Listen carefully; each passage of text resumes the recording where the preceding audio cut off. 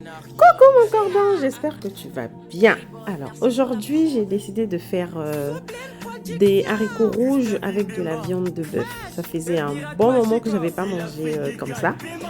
Donc voilà, là j'avais coupé, nettoyé la viande hors caméra et là j'étais en train de mettre les assaisonnements. Donc j'avais mis du sel, de l'ail, du gingembre, du poivre noir et un peu de muscade. Donc j'ai laissé la viande produire sa propre eau. Là on voit bien qu'il y a de l'eau de la viande qui commence à s'évaporer. Et donc à ce stade, la viande s'est bien imprégnée des assaisonnements. Là je peux rajouter de l'eau. Donc on va passer à nos haricots rouges. Donc je vous montre, j'ai utilisé les haricots rouges en boîte que j'ai acheté au supermarché qui sont très bien. J'ai l'habitude de les utiliser. Bon, il y en a beaucoup qui n'aiment pas, qui disent que ça n'a pas le même goût que les haricots rouges normaux, enfin qui sont crus, que vous faites bouillir. Moi je trouve que ça prend du temps pour rien. D'autant plus que ces haricots rouges en conserve sont très bien. Donc mon cordon, il faut noter que les haricots rouges sont riches en fibres. Donc c'est très très bon pour la santé.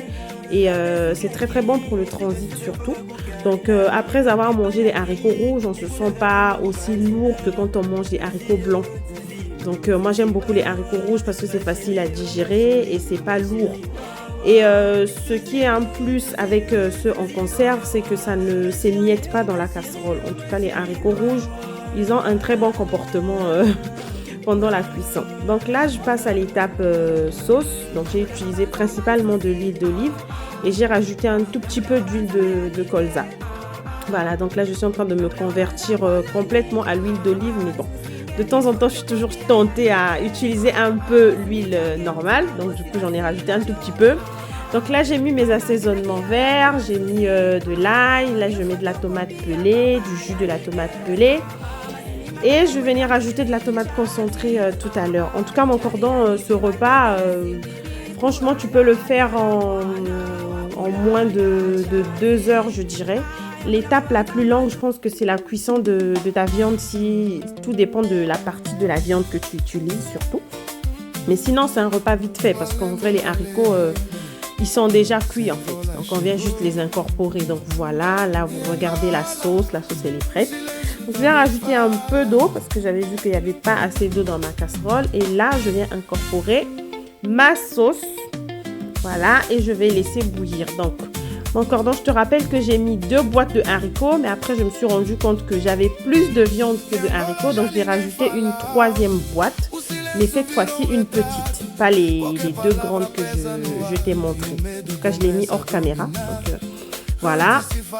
Et là, je regardais la couleur. Ouh, la sauce est en train de se mélanger. Mais le haricot qui sera bon, quand tu vois, tu sais. Donc, toujours rajouter une petite touche pour rectifier les assaisonnements vers la fin. Ça donne du goût, ça donne de la bonne odeur à ton repas.